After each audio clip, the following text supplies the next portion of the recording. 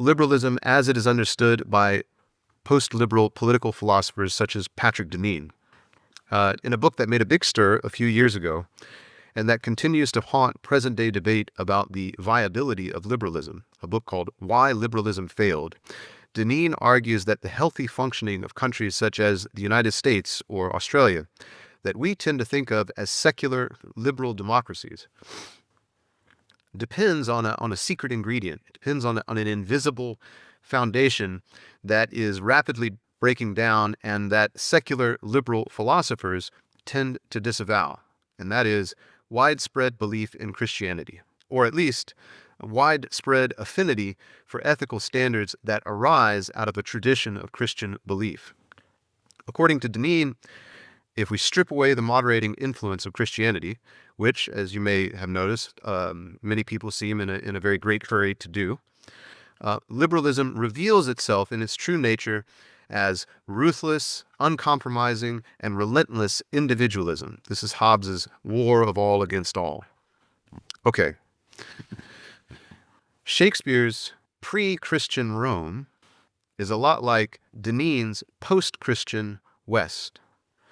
Right? Shakespeare uses Rome's transition from republic to empire as a case study to evaluate the personal and political implications of a proto-liberal ethos that prizes autonomy above relatedness and that was emerging in his own time as an alternative to Christianity. Okay, this proto-liberal ethos, this early modern point of view, takes its bearings not from Christianity, not from Aristotle, not from Cicero, but instead from Hellenistic schools of thought such as skepticism, Stoicism, and Epicureanism that Shakespeare finds morally suspect. This way of thinking, what Shakespeare is responding to, reaches its apotheosis, one might say, in the philosophy of Kant. For Kant, autonomy becomes a kind of summum bonum. But its origins lie in classical authors such as Seneca. That is to say, in his Roman plays, Shakespeare weighs the claims of a neo-Roman, neo-Stoic paradigm that was emerging in the Renaissance as an alternative to Christianity, a paradigm that underpins much of what we think of now as liberalism, against his own sense of human nature, as well as the evidence of Roman history, and comes to a conclusion. A society that adopts this individualistic ethos, whether it be as large as a nation or as small as a marriage, will inevitably oscillate between autocracy and civil war. The self-sufficiency that such a radical pursuit of personal autonomy idealizes and seeks in vain to secure precludes the power sharing necessary for stable and peaceful coexistence. Okay. Now we can come to what Shakespeare sees as a more basic problem with Rome. The other problem Shakespeare sees with ancient Rome is that it is a republic. Now, this diagnosis may be a bit difficult for us to accept. I know that monarchy is making something of a comeback in certain neo-reactionary circles. But most of us, I think, are about as allergic to the idea of a king as Shakespeare's Romans, or at least to the idea of a king with real power.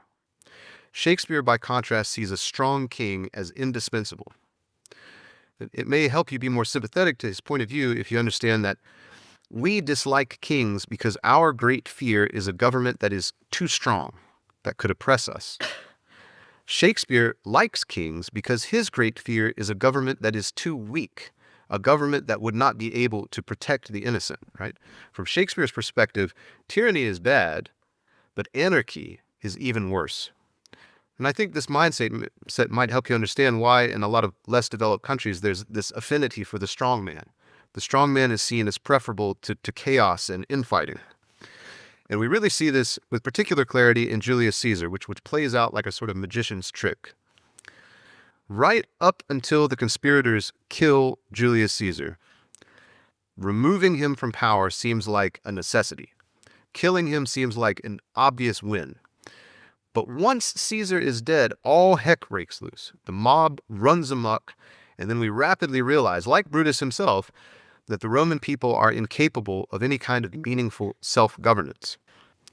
Then in Antony and Cleopatra, we see that even a triumvirate is unsustainable. For Shakespeare, the only way to put an end to civil war is to have one man, one king, stand forth as a living symbol of a unified people. But this king is only the tip of the pyramid. For Shakespeare, a healthy society also needs an aristocracy, and ideally this aristocracy and the king act as a check and a balance on each other. This aristocracy is not open to all. It's hereditary, and it consists of people who are essentially superior to the population at large. They're more intelligent, they're more charismatic, and they're more important.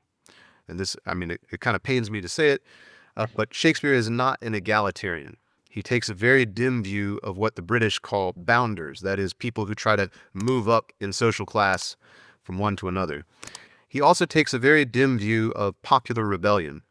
When the people take up arms in Coriolanus or in Julius Caesar or in the second part of Henry VI, the result is not any kind of change for the better, but instead chaos, destruction, and the murder of innocent bystanders like Cinna the poet in Julius Caesar.